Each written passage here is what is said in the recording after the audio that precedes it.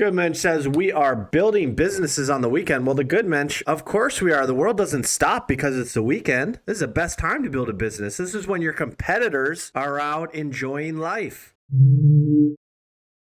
Thank you so much for joining us this Saturday morning, wherever you are in the world. We're going to move right along. Today, focus is going to be hard and heavy on becoming an affiliate and setting up our article structure with affiliate links and product boxes for product reviews. So we're going to walk through how to become an Amazon affiliate, and then we're going to download the free trial of Lasso. We walked through what that WordPress plugin was yesterday, and we're going to use Lasso to be how we pull in the reviews and the product box formats for our articles. We're going to use that to pull in all the Amazon data and potentially other providers a little bit more manually. No dilly-dallying today. We're going to jump right on in. Amazon's affiliate program is called Amazon Associates. By the way, Amazon is the largest affiliate network in the world. It's how they sell billions of dollars of goods. So we will sign up our website, right? We'll get immediate approval, and then we can put Amazon affiliate links on our website for people to click and us to make money. Now, there are some restrictions that we need to be aware of, and the timing of when you add this to your website is pretty critical, especially if you're new to the space. We'll explain why in a little bit. If somebody clicks your Amazon link within 24 hours and makes a purchase without clicking somebody else's affiliate link, you'll get a commission. So let's go through the rules and requirements.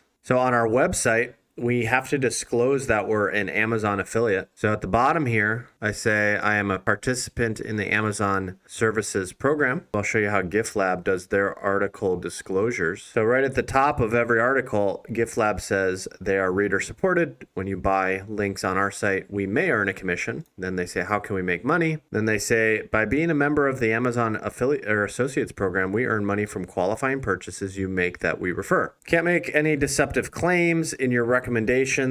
Avoid referring to prices since prices frequently change. And we talked about that. You need to use one of these plugins that updates your prices automatically, right? We're going to be using Lasso, and Lasso does that. All right, so we cannot use Amazon affiliate links in offline promotions, in ebooks, or in email. So the first thing we need to do is create a website or blog, which we've already done. So you must have an active website, blog, app, or YouTube channel. It's helpful if you've pre-populated that site with content so that it appears active and authentic. And by the way, I am already a Amazon affiliate for a separate project. So I'm going to show you how you sign up to become an Amazon associate. All right, here's the requirements. So you're going to sign up your website on Amazon Associates, and then they're going to let you have their affiliate link right away. All right. So there's not going to be an approval process. The approval process actually starts when you've driven qualified sales. So you can't have your friends or family buy anything. Don't you buy off your own link. That's not going to work. You need real people to find your content through an ad, through social network, through your website, blog, and purchase, and they require 3 purchases within the first 6 months. So there's a time clock for how quickly you need to get those sales. Be mindful. I mean, 3 sales isn't a lot, but it's not guaranteed, right? And you don't get those 3 sales in 6 months,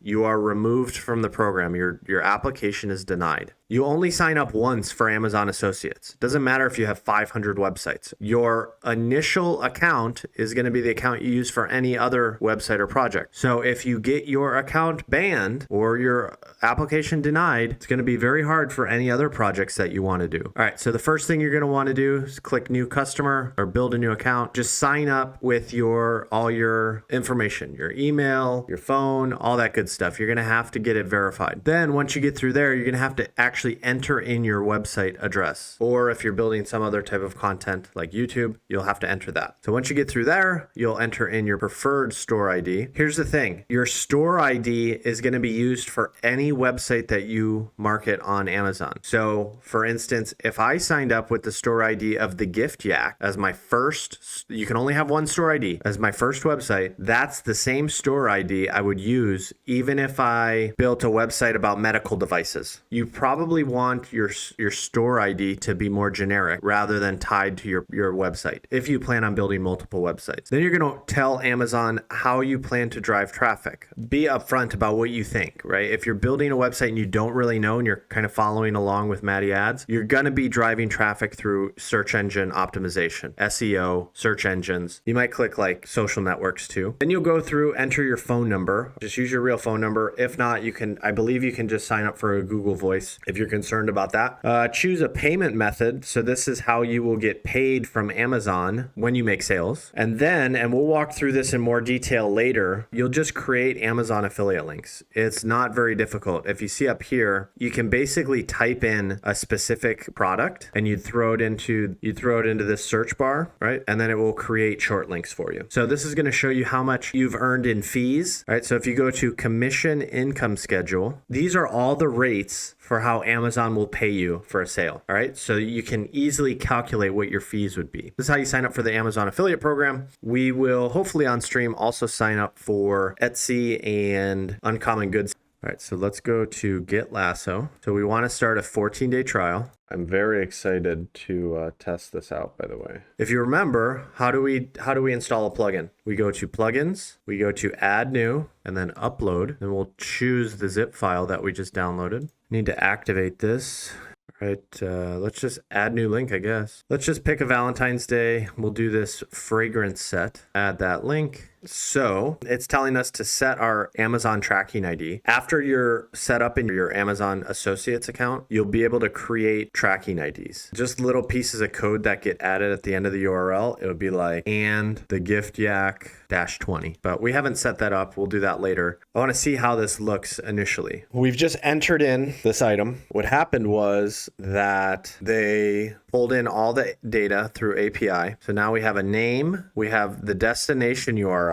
Looks to be shortened, right? They shortened that link. The button text, we could do buy from Amazon.com. Look how sexy that already looks. New window /tab. We want to keep that on. You want to have it be a no follow link. If you're linking something affiliate, you want it to be no follow.